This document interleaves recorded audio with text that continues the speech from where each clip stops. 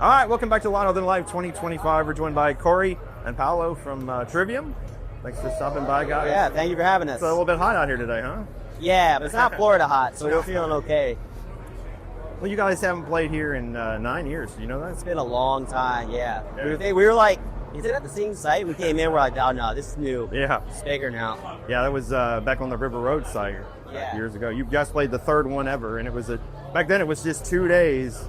And I think the attendance was about 40 or 50,000 for the whole festival, and now we get that every day around here. So what do you think of our festival now here in Kentucky? It's massive now. Coming in, you're like, wow, this has grown big. And anyone that was writing rock and metal off at any point over the last decade has been totally proven wrong, but it is getting bigger and bigger.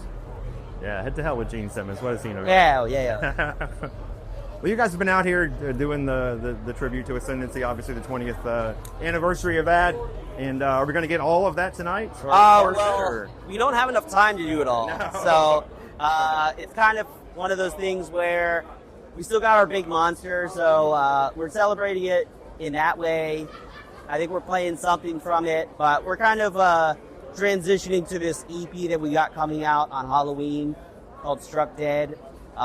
We were writing and recording it while we were rehearsing for the Ascendancy tour, and so now we're kind of like we're still celebrating the old, but we're moving into the next phase, which is the EP, and then eventually the album sometime, maybe next year or the year after. Yeah, because it was a cool little run, though, to do that. So. Yeah, no, I mean, it was a huge success. And, I guess it didn't end very well there. Yeah, could have gone a little more, but I think what we did do was, definitively a huge success for both bands, and I think it showed the importance of both records. Yeah.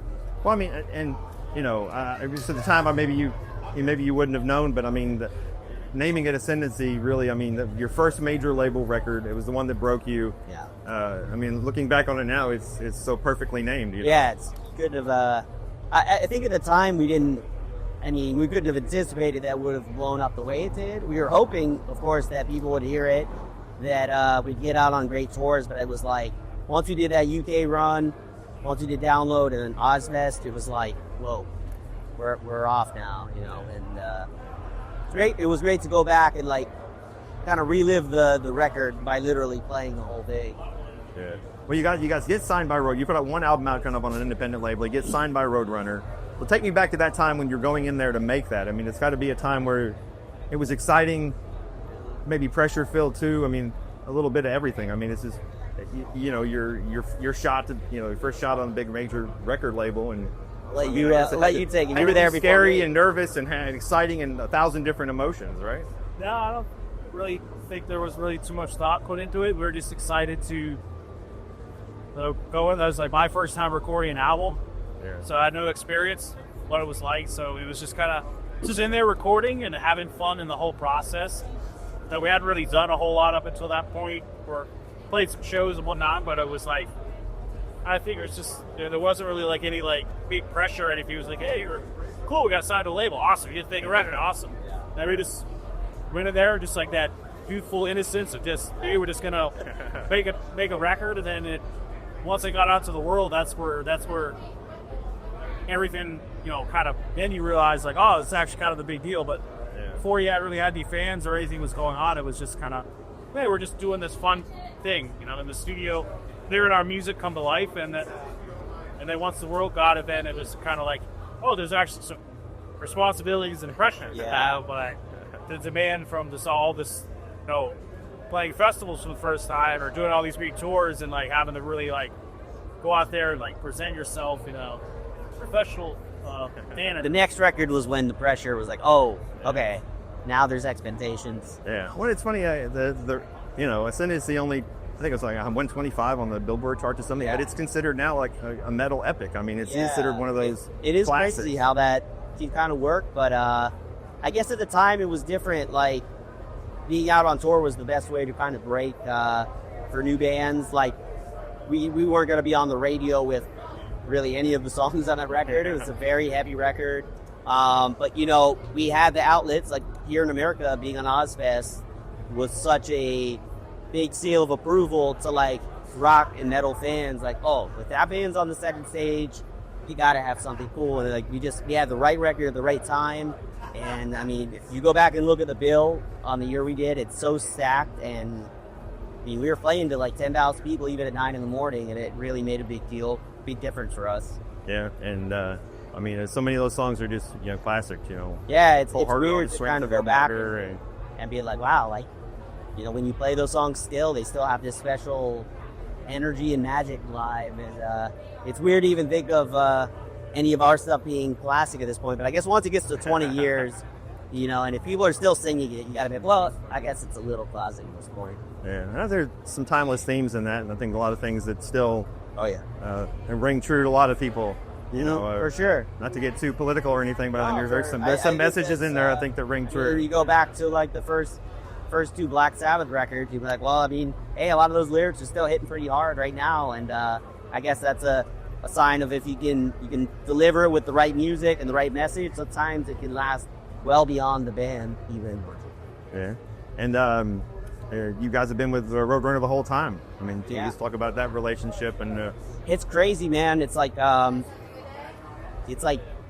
every couple years it was like a constant change, behind the scenes and stuff like that. But somehow we've weathered the storms and kind of stayed there. And we've had a great relationship with all the people we've worked with over the years. And I can't believe, I think this next, not counting the EP, but whenever we do the next record, it'll have been almost 10 records, I think, on Roadrunner. And I feel like we gotta hold the record at some point for I think for one band, not counting Max Cavalera's couple projects, if you don't count multiple projects, I think we're the band with the most records on Roadrunner. Max is in a lot of bands. Yeah, and he had a couple then, so he might still have us with a few of those, but I think singular band, I think we got it. So okay, well, like you said, let's look forward here to tell us about the EP coming out. I guess the EP started as we were jamming Ascendancy, and we were like, okay, we're building the studio. We're literally watching it being built as we're jamming, and then we start writing, and it's like, okay, we're just waiting for the day when it's we're open for business for the studio. So we thought we'd get one song, release it during the tour. Then it became 2, then it became 3. And when we were done, we went out on tour, and we were like, oh, maybe this is the beginning of the next record. Then when the tour kind of ended short of what we thought it was going to be, we decided we were going to switch from this is going to be start of the record to let's let this be an EP, let this be a moment in time of the first thing we ever did at our studio we built, and we'll start fresh when we get home. And that's basically what we've done. So this is a good moment in time because we finished this, maybe January, the first week of this year, we maybe finished the actual tracking. Matt had a couple vocal things to do, and then we mixed it on the tour when we were kind of in between the U.S. and the European tour. And we went in with nothing, just kind of let's just jam, and it came out heady. I think maybe some moments are a little bit groggy, but a lot of really good hooks, good riffs, and kind of channeling Ascendancy's energy, I would say. I wouldn't say it's like a carbon copy of that record at all, but a lot of energy from that record transferred into it. Yeah, you've been playing it nonstop. Yeah, it was kind of like down to app. Spirit animal song. Yeah. And the EP thing is, when you guys started out, it really wasn't, bands didn't do that. Like Alice in Chains put one out, and I mean a few people here and there or whatever. But like you were saying before, the idea was through. Originally thought we were doing a whole year with the Ascendancy thing, but we're like, well, it's been a long time since we put out the music, and the whole thing with the studio, we wanted to have something ready to record. And we're like, oh, well, we're doing a lot of bands now with streaming and Spotify and all that stuff. Will just while they're tours, we'll just drop a song, a single, and make it just all about the one song. We're like, hey, we've never really done that in this environment, so we're like, we're gonna be touring for Ascendancy, doing anniversary stuff, to have something new to put out while we're touring to kind of keep people, people that are waiting a long time for the music. Hey, we'll give us something to satisfy them hold them over for the next record. And we had a couple songs we could drop them every couple months or throughout the year. Then once the touring ended, it was well, how do we pivot real quick? This is something we have to kind of figure something out pretty fast. that's been just like the EP thinking about it. So we've never done an EP, and I'd be like a cool way the label restructuring. It'd be an easy way to kind of see the whole process of putting something new out to new people without the pressures of like people feel that rest. So it was kind of like a fun little project, kind of try something different and new while we're chipping away at writing a new album. That seems like it's the way of the world right now, right? In the music. Yeah, I think people, it's like, A songs, Rue songs, a full record. I think it's like been a couple of years. I'd love to be happy that there's some new music to sink their teeth in. So happy to reaction to Buried Knees. Great. I can't wait for everyone to hear the other 2 songs on the record. And also, I guess we have a tour coming up with Ginger, and it was like maybe we should do this as an EP tour, basically. So it's kind of like not just pure nostalgia, kind of switch it up a little bit and have something new for people. So if you saw us on the last tour, I guess sort of the incentive now, if you'd like to come back, is that the set will be a little bit different. I think a lot of the artwork of the staging is different. And of course, the EP will be kind of a focal point of it. And if you like the new song, I think the other 2 ones will be right up your alley. And if we're not playing all of Ascendancy, you get to hear a lot of other stuff from the other records that we could play on the, obviously, the previous tour, since I was focused on that run record. So you'll hear a lot of stuff we had in Burt for a couple of years. So it'll be a fun time.